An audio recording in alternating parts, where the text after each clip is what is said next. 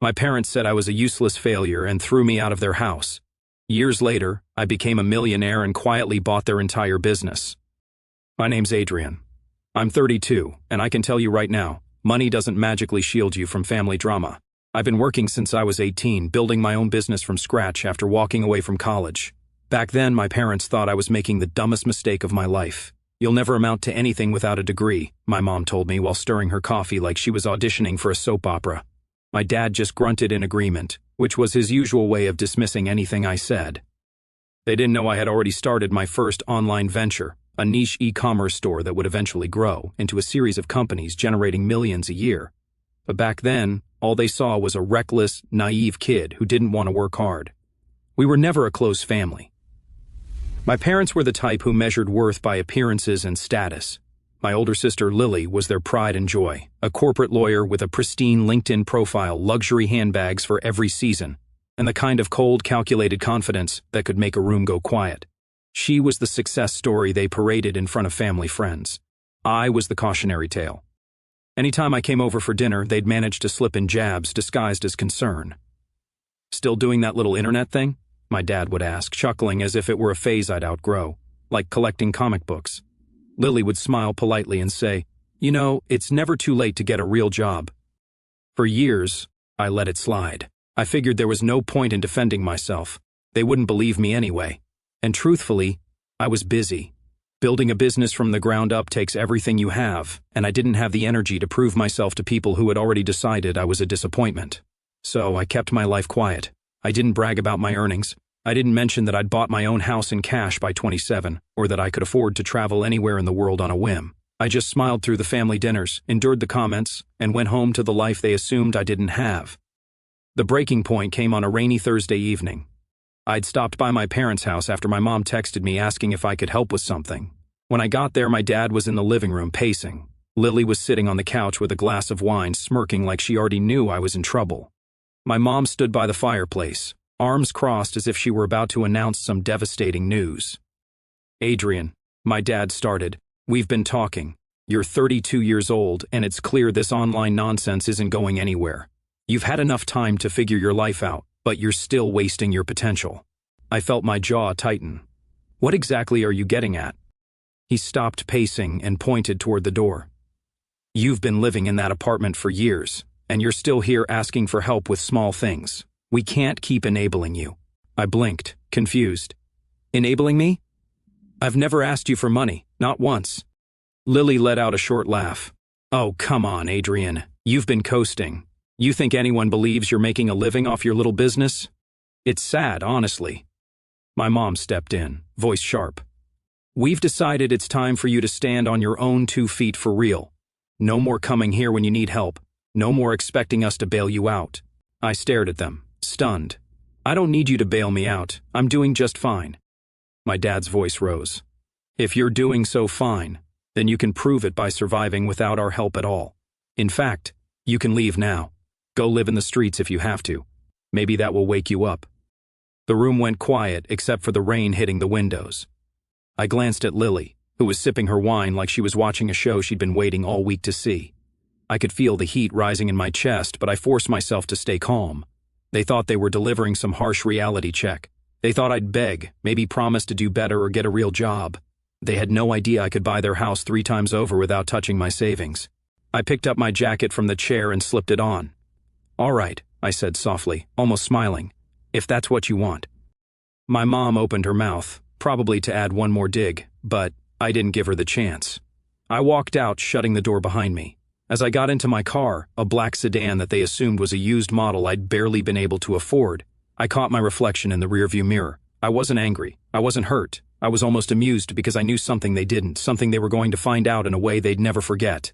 And as the rain poured harder, I drove off into the night, already knowing that 3 weeks from now, their entire view of me and of themselves was going to shatter. The first week after they threw me out was strangely quiet. Not emotionally quiet. I had plenty of thoughts running laps in my head, but quiet in the sense that there were no calls, no texts, no follow-up from them. I didn't expect an apology, but some part of me had thought maybe they'd at least check if I was okay. Nothing. It was as if I'd been erased from the family roster entirely. I spent those days working from my home office. Though home office doesn't quite do it justice. The place was a modern penthouse overlooking the city with floor-to-ceiling windows and a study lined with leather-bound books I'd collected over the years. I could sit at my desk and see the skyline stretching into the horizon, a constant reminder of just how far I'd come from the kid they once called a failure. By the second week, I started hearing things from mutual acquaintances, subtle hints that my parents and Lily were concerned about me. Not concerned as in worried for my well-being, but concerned as in shaking their heads and telling people I'd finally hit rock bottom. My mother, it seemed, had told her church friends that I was living out of my car now because my little internet project collapsed. Lily had apparently told one of my old high school friends that I was finally learning life's lessons the hard way. They weren't just painting me as a failure. They were actively building the narrative. One night I got a text from my cousin Jacob, one of the few family members who had always treated me like an equal. Jacob, hey man, I overheard something tonight. You okay? One me, define okay. One Jacob, your mom was telling people at dinner that you're basically homeless. She said, you'll probably come crawling back soon. One a, interesting. Jacob, also, Lily made a joke about maybe letting you do odd jobs for her firm when you're desperate enough. She said, you'd look good fetching coffee. I stared at that last message for a while, letting the words sink in. It wasn't surprising. Lily had been making those kinds of digs for years, but hearing it now, after they had already kicked me out, hit differently. It was like watching someone set fire to a bridge you had already decided never to cross again just to make sure it was gone. The third week rolled around, and I decided to make an appearance at my parents' Sunday dinner. Not as a guest, I wasn't invited, but as an observer. Jacob had mentioned that these dinners had become a weekly ritual ever since I left. I pulled up in my car, this time my other car, the one they didn't know I owned, a sleek silver coupe that turned heads without even trying. I parked a few houses down so they wouldn't see me arrive. From the sidewalk, I could see them through the dining room window. My parents at the head of the table, Lily beside them, all smiles. The conversation seemed animated, glasses of wine raised, plates full. I could imagine the script, Lily talking about her latest case, my parents beaming, and then right on cue, a mention of how ungrateful I'd been, how I'd wasted my potential. I wasn't angry anymore. No, what I felt was something colder, something sharper. This wasn't just about me leaving their house. This was about the fact that they were using me as a cautionary tale to make themselves look better. They were rewriting my life into a failure story because it made them feel righteous and in control. 2 days later, I got a call from my mom, not to reconcile but to ask for a favor. Her tone was light, almost mocking. Adrian, darling, your father and I are going to need your help moving some old furniture next weekend. Since you've got nothing else going on, you should have the time. I had to bite the inside of my cheek to keep from laughing. Sorry, I'm busy. She sighed like I was being difficult on purpose. Busy with what? Work. She let out a small, knowing laugh. Of course, your business. Well, try to make time for family, okay? You might need us someday. That was the moment I realized just how deep their condescension ran. They genuinely believed they were the safety net I'd fall into when life inevitably crushed me. They couldn't even fathom the possibility that I didn't need them, hadn't needed them in years. And yet, even as they belittled me, a small part of me decided to play along just a little longer. Because if I revealed everything now, the impact wouldn't be nearly as satisfying as it could be. No, I'd let them stack the insults, pile on the false narratives, dig themselves deeper into this hole they were building. Because when the truth finally came out, I wanted it to hit them so hard they'd never recover from the embarrassment. And that moment was coming much sooner than they thought. By the time the fourth week hit, I'd settled into a kind of detached calm about the whole situation. I knew exactly where I stood with them now, and I wasn't losing sleep over it. But just when I thought I'd seen the worst of their pettiness, they managed to find a new low. It started on a Thursday morning with an email from my bank. Subject line, unusual account activity, immediate attention required. My first thought was that it might be some phishing scam, but when I logged into my account, I froze. 2 large withdrawals, each over $7,000, had been made from one of my older accounts. The account wasn't one I actively used anymore, but it was still open because it was tied to a joint savings plan my parents had opened for me when I was a teenager. I had meant to close it years ago, but it had slipped my mind. Both withdrawals were marked as in-person transactions, and both were from a branch 2 blocks from my parents' house. At first, I tried to think of a reasonable explanation. Maybe some banking error, maybe identity theft. But when I called the branch and got the details, my stomach dropped. The teller remembered the withdrawal clearly. According to her, my mother had come in, said I'd authorized her to access the funds for a family emergency, and walked out with a cashier's check both times. I don't know what made my hands shake more, the theft itself, or the fact that she'd done it so casually, as if my money was hers to take whenever she pleased. I didn't call her right away. I needed to be calm, and right then I wasn't. Instead, I called Jacob. "You're not going to believe this," I said, explaining what had happened. There was a long pause. "Adrian, I think I know where that money went." "Where?" He hesitated. "Lily just put a down payment on a new luxury SUV. She was bragging about how it was a gift from the family for all the hard work she does." The words hit me like ice water. It wasn't enough for them to treat me like a failure. They'd actually stolen from me to reward Lily. My mother had literally walked into a bank, emptied my account without permission, and funneled the money straight to the golden child, probably while telling herself it was perfectly justified.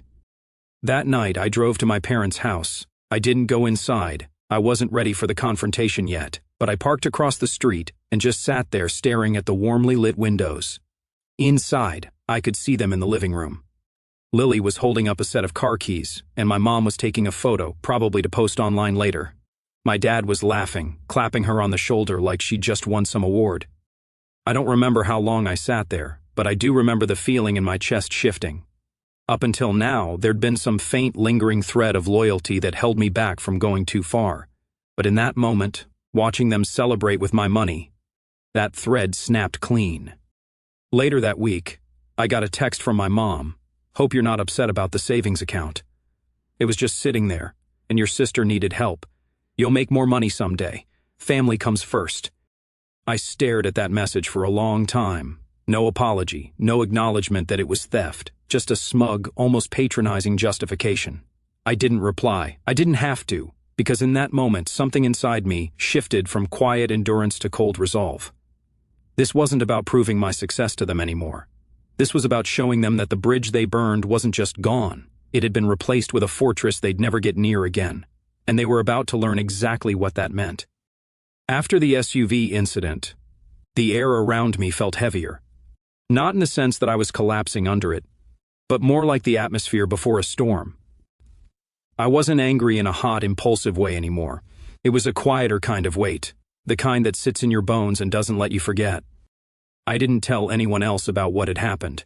Not friends, not colleagues, not even my business partners. I didn't want sympathy, and honestly, part of me was embarrassed that I'd allowed myself to be in a position where they could take from me so easily. I was supposed to be smart, careful, strategic.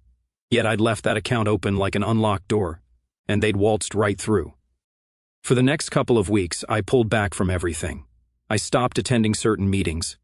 I ignored a few social invites. I even skipped a quarterly networking event I never missed just so I wouldn't have to answer questions about my family. I told people I was busy with big projects, but in reality, I was holed up in my penthouse, letting the silence wrap around me. It wasn't that I was depressed, at least not in the way people expect when they hear that word. I still woke up early, still hit the gym every morning, still kept my businesses running smoothly. But something inside me felt raw, almost hollow. Every time I thought about my parents and Lily, it was like replaying a movie where the ending was always the same, me as the punchline to their inside joke. One night, I sat at my kitchen island with a glass of whiskey, scrolling through old photos on my phone. There was one from 5 years ago, my parents and Lily standing in front of a rented beach house, smiling for the camera while I stood off to the side, half in the frame. That had been the year they'd forgotten to mention that the trip was already planned and fully booked when they invited me. I'd ended up on a couch in the living room, while Lily got the master suite. The more I looked at that picture, the more I realized something. This wasn't new. The theft, the lies, the public humiliation. It was just the most recent chapter in a story that had been playing out my entire life. I'd always been the one expected to compromise, to give more than I got, to quietly absorb whatever they dished out. And maybe that's why they were so sure they could take my money and get away with it. They thought I'd sulk for a bit, maybe give them a cold shoulder, but eventually come back for the next Sunday dinner like nothing happened. That's when my thoughts started to shift, not toward confronting them immediately. I wasn't going to storm over and demand my money back. No, I started thinking about leverage, about timing, about how much sweeter the payoff would be if I didn't just call them out, but dismantled the whole fantasy they built around themselves. The first step was subtle. I had my lawyer quietly start the process of locking down every account, every property, every asset in my name, making sure there wasn't a single weak link left for them to exploit. At the same time, I reached out to a private contact, someone who specialized in gathering financial and legal records that weren't exactly public knowledge. I told him I wanted a full picture of my family's financial situation, not because I needed the information immediately, but because I had a feeling it would be useful down the road. And while all of that was in motion, I kept my distance. No calls, no texts, no showing up at family events. I wanted them to get used to my absence, to start thinking they'd successfully pushed me out for good. The more comfortable they felt, the more blindsided they'd be later. But that distance had a price. Some nights, I'd be sitting in my living room with the city lights stretching out below me, and it would hit me how small my circle had become. My friends didn't ask questions, but they noticed. Jacob tried to check in a few times, but I kept the conversation short. It was easier to stay in my own head than to explain what I was working toward. I knew I was isolating myself, and I knew it wasn't healthy, but I also knew it was necessary because when you're planning something this big, you can't afford loose ends. You can't afford to be sloppy. And quietly in the back of my mind, a date started forming. I didn't circle it on the calendar, didn't write it down anywhere. But I knew when the moment would come, and I knew exactly where they'd be when it happened. The shift wasn't dramatic at first. It was more like turning a dimmer switch. One week I was keeping my head down. The next I was leaning back into my routines with a precision and focus I hadn't felt in months. I dove into my businesses with a renewed clarity, almost like I'd been coasting before and hadn't realized it. My flagship company had been doing well for years, but there were 2 expansion projects I'd been putting off, one in Europe and one in Southeast Asia. I greenlit both within the same week. That meant hiring new teams, forging partnerships, and locking down multi-million-dollar contracts that would cement our brand globally. And I wasn't just doing it for the revenue, though the numbers were staggering. I was doing it to ensure my influence and reach were undeniable. I wanted my footprint to be so big that when the moment came, there would be no question in anyone's mind about who I was and what I'd built. At the same time, I started networking again, but with intention.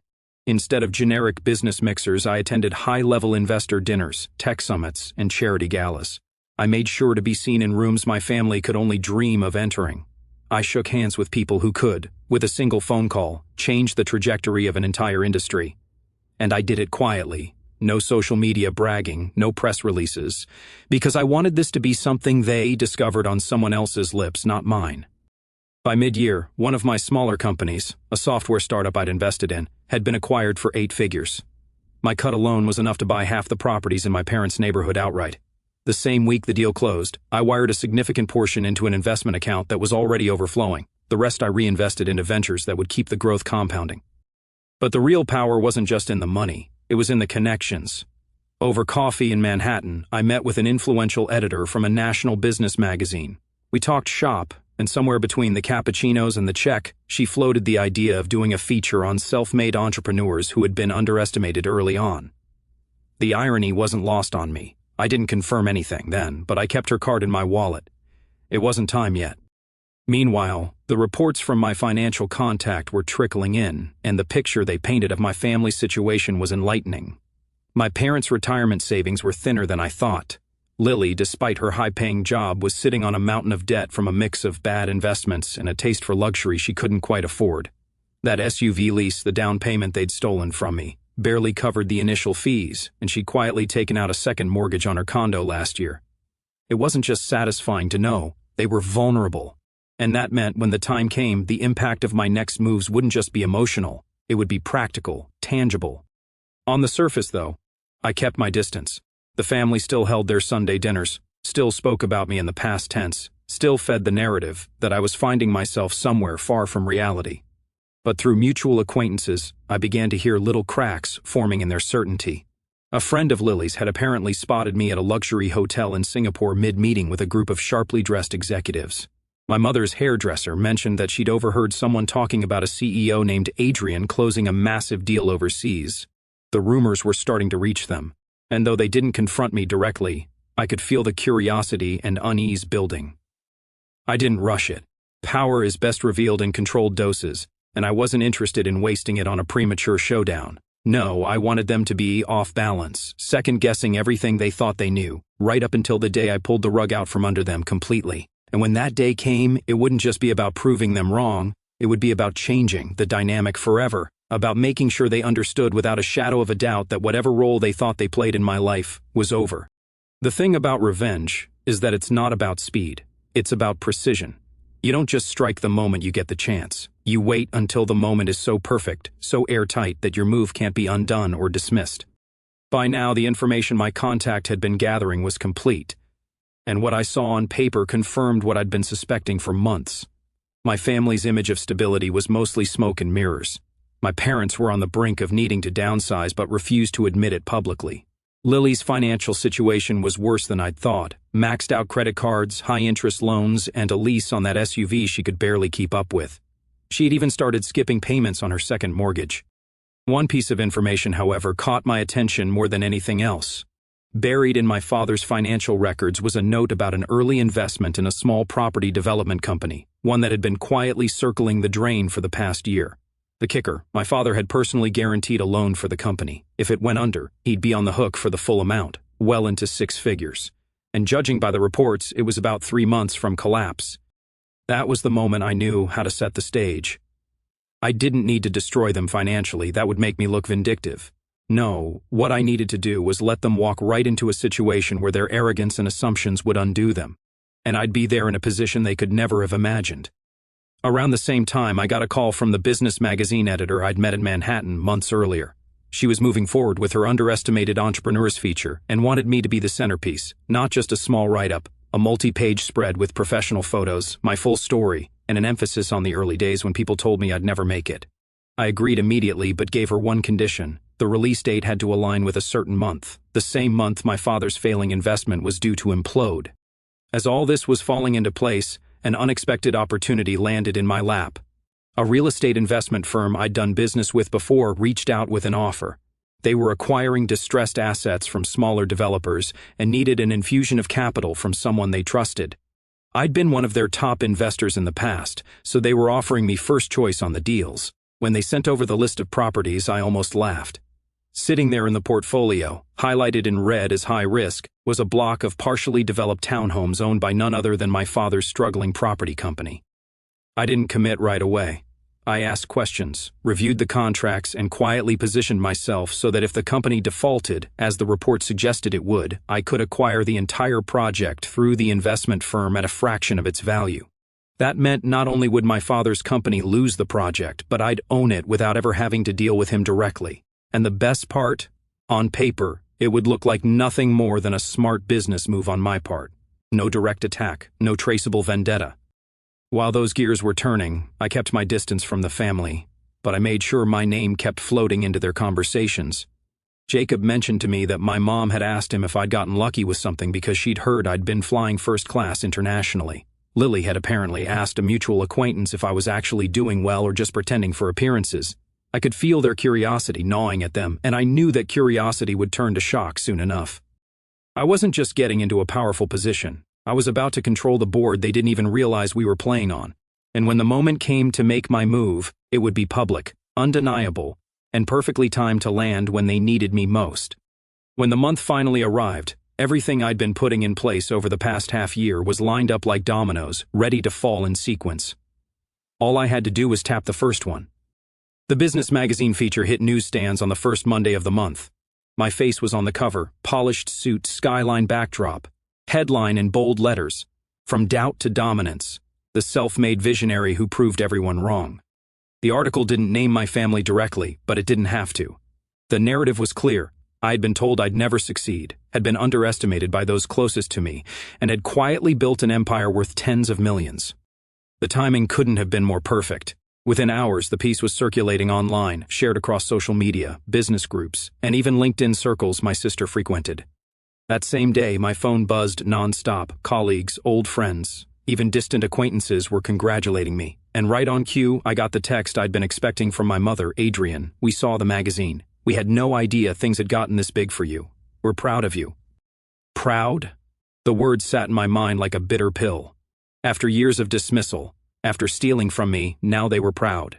I didn't reply. 2 weeks later, My father's property development company officially defaulted on its loan. The bank moved quickly, and the real estate investment firm I'd partnered with swept in to acquire the project at a steep discount. As planned, my capital bought me controlling ownership of the entire development. On paper, it was just another smart acquisition. In reality, it was me holding the deed to my father's single biggest asset without him even knowing. I waited 3 days before the next step. Then I had my assistant arrange a meeting with my parents and Lily at a neutral location, a high-end restaurant downtown. The invitation came under the guise of discussing a business opportunity, and given their sudden shift in tone after the magazine feature, they were eager to accept. When they arrived, they were all smiles. My mother hugged me for the first time in years. My father shook my hand like we were old business partners. Lily complimented my suit, her voice dripping with a politeness I'd never heard from her before. We ordered dinner, exchanged small talk, and then halfway through the main course, I slid a folder across the table. Inside was the ownership document for the development they'd been clinging to as their big investment. My father's smile faltered as he read it. This is our property, he said slowly. Correction, I said, my voice calm. It was your property, it's mine now. They stared at me in stunned silence. I didn't raise my voice, didn't gloat, just laid out the facts. Their company had defaulted. The bank had offloaded the project.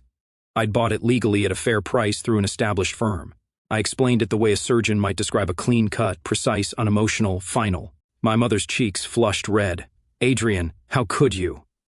How could I? I cut in, my tone sharpening just slightly. The same way you walked into my bank account and took my money without permission.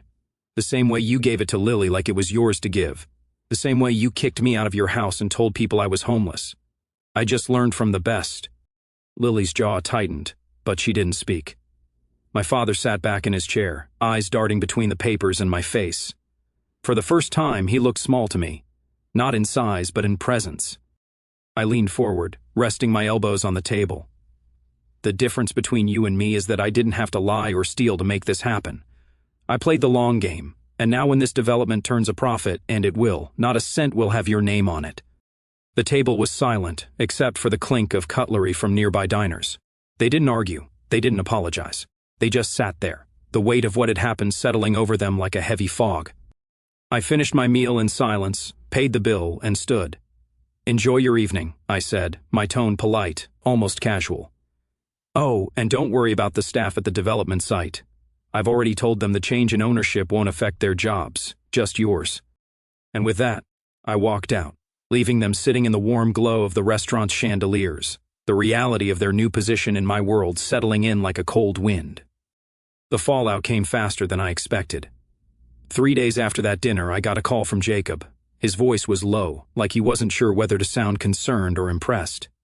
Your parents are losing it, he said. Your dad hasn't left the house in 2 days. Mom's been calling around, trying to fix things, but everyone she talks to already knows you own the property. And, well, people are talking. It turned out the story had spread beyond the family circle. My father's failed investment wasn't just a quiet embarrassment. It was public knowledge in their social sphere.